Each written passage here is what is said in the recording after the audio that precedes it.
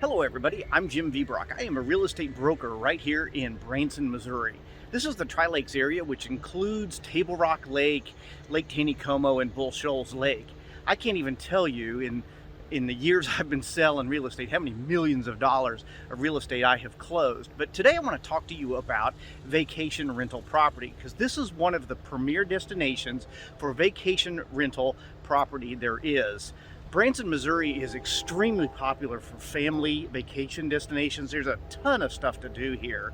And the location that I'm at, this is actually Lake Taneycomo over my shoulder, and the Branson Landing is a $460 million dining and entertaining and shopping complex. It is amazing. It's got some really killer five-star restaurants that I like to come to, and a $7 million Waltzing Waters type fountain stuff, made by the designers of the people who did the fountains down in Las Vegas. So this is an amazing place.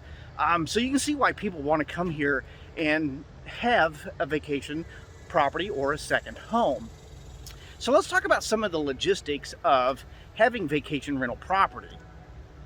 A lot of people think it's out of reach, but let me tell you, right here where I'm at, the Condotel here at the Branson Landing, you can actually buy vacation rental property for under $100,000. Now, in some parts of the country, that just sounds outlandish, just crazy that you can do that. And it is on the banks of this beautiful lake.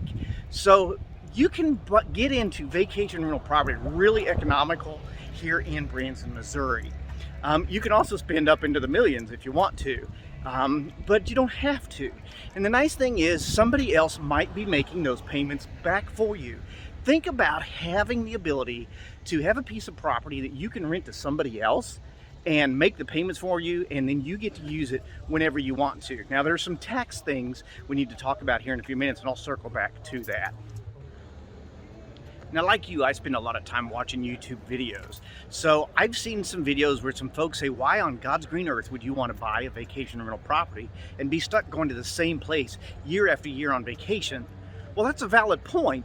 You do limit yourself a little bit when you do that, but you also may be opening yourself up to something really wonderful. For example, as your portfolio grows, you can have vacation rental properties in multiple hot destinations, which means you get to pick and choose on your vacations multiple times a year where you go, and you're always staying at home. So I think that's a great thing. Vacation rental properties present some other problems that you might not think about. For example, how far away is it, and who's going to maintain it for you? Who's going to do the advertising to get people to check in and out? Who's going to handle the bookings? Who's going to handle the maintenance needs? Because believe it or not, people will pull the towel bars off the walls and do really strange things to your house. So somebody's got to be there. A handyman or something's got to be there to fix that property up for you. These are all things that you need to think about, cleaning the gutters, mowing the yard, all of that stuff that you just take for granted at home, somebody else is going to have to do for you away from home. Unless you're like most of the people who buy a vacation rental property. Most vacation rental properties nationwide are purchased within an hour or two of their primary residence. That makes it easier for you to come do that maintenance and take care of your property and lay hands on your property from time to time, just to make sure that it's all in really good shape and that your management company, if you're using one, is taking care of it. I mentioned earlier the tax ramifications. Currently, you're only allowed about 2 weeks out of the year that you can use it before it becomes a second home. And the way you structure the purchase of this vacation property is very important. I don't want to get into too many details about that because the tax laws are ever changing, and in today's political environment, you don't know from one day to the next what your tax situation is. So as always, consult a professional, and in this case, it's going to be your tax preparer. Earlier, I mentioned that you can get into vacation rental property down here in Branson relatively economically, and that's very true compared to other places. But you've always got the same problems. You're going to have to come up with about 20% down with your lender, and there are some other things you need to ask your realtor about. For example, is the property you're buying warrantable? Is the deed warrantable? If it is, then you're probably not going to have too much problems going through your regular financing channels to get it done. If it's a non-warrantable property, you're probably going to have to go through a local bank to get it financed. And by local, I mean a bank where the property is, not your local bank. That's a couple of things that you need to think about when you're looking at vacation rentable property. You know, there is a difference between a vacation rental property and a nightly rental. Terminology wise, in my area, a nightly rental actually refers more to the hotel motel business. And we can talk about that in a different video, because there's a lot of hotels and motels in this area that are also available if you have an investor group or just really deep pockets. But a vacation rentable property is typically a single family residence or sometimes a condo that you can rent out through a special designation through the county. Now this is going to change throughout the country as well, from where you are market-wise. So you're always going to want to check with your local authorities, because even in the two counties that we have here, which is Stone County and Taney County, there is a dramatic difference between the way the two counties administer the vacation rental properties. So always consult with the planning and zoning departments of your local municipalities and or your counties, maybe even the state level, for what the regulations are. For example, one county here requires that these buildings have sprinkler systems, the other county does not. And you also have to get a variance in the zoning to operate a commercial business out of a home. So it's not every home is going to be eligible to do this. So you're going to need to talk to a qualified realtor in the area as well. And I'm going to suggest that that realtor has a designation from the National Association of Realtors. And in my case, I have what they call is the RSPS. That's the Resort and Second Home Property Specialist designation from the National Association of Realtors. And I would suggest that wherever you are, you try and find somebody who has some kind of professional designation for this particular industry. Okay, let's talk about the contracts for a minute. You're going to be asked to sign an employment agreement when you start talking to a realtor. The contracts from state to state are different. The state laws are different. And so I got to put a disclaimer in here. The advice I may be giving you is good for my state, but may not be for yours. So you need to have this conversation with qualified professionals every step of the way.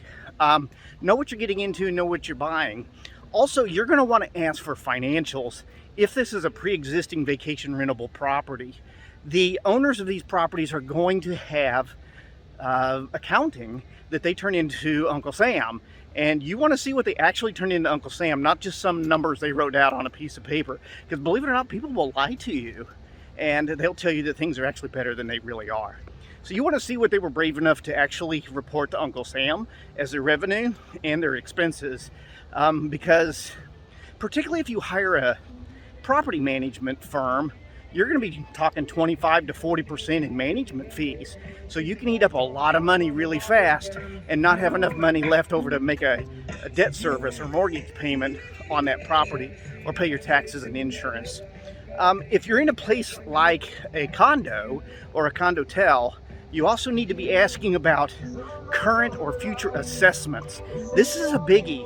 They just will omit this sometimes, and it's, in my opinion, borderlining on fraud, if not out and out fraud, for them to conceal to you that there may be a $40,000 assessment or even bigger for a pool renovation or roof renovations or a full-on remodel of the property you're getting ready to buy.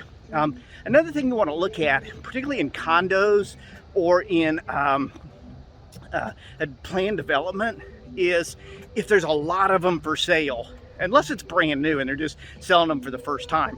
If this is a place where it's been around for a while and all of a sudden a lot of the units are for sale, you need to be asking some questions there, because those owners know something they're not disclosing and the realtors aren't disclosing. Probably has to do with a repair or an assessment that's coming up. And guys, let me tell you this for sure. Never, and I mean never ever, sign a document that gets you into a timeshare. Just don't do it. Don't saddle yourself, don't saddle your family with long-term expenses that you have no control over. So ask those questions very bluntly. is this a timeshare? Is it a modified timeshare? And if it is, run like the wind. I don't care how much you love that property. Talk to a local realtor, find a property that's close by so that all of the things you love about that area are still going to be where you're at, but not necessarily something you personally got to pay for or your kids got to pay for moving on. Those are just a couple of tips about vacation rentals that you want to explore before you do it. And let me just give you some a pep talk here. Those people who say that don't ever buy it because you're locked into that vacation place, they're kind of right, but they're really not. Because imagine if you can have one property being paid for by somebody else. Think about being able to do that multiple times over. Spend the hot summer months up in the mountains where it's cool, and the cold winter months where you may be from way down south enjoying the beach life or a great lake like this. This, by the way, Lake Taneycomo is one of the finest trout fishing lakes in the country. They pulled two record fish out of here. One was a state record, and one of them, I believe, actually made the world record in 2019 or 2020. This is a great lake. It is a cold water lake, and you're going to love it. You're going to love the Branson area. So if you're coming down here on vacation, or you want more information about vacation rentals, follow my channel, or just email me or text me or whatever directly, and I'll be glad to answer whatever questions that I can for you. But keep in mind, markets are different throughout the country. So I did was a very basic overview here of what you can expect getting into the vacation rental marketplace. Okay, so there's really only one more question left to answer. Am I going to make any money with my vacation rental property? The answer to that is hard to come up with because it depends on your goals and your personal usage. If you use a property management company and you hire a handyman to do every little thing that breaks or goes wrong, your bottom line is obviously going to be less than if you did all of these things yourself. Obviously, distance is also a factor.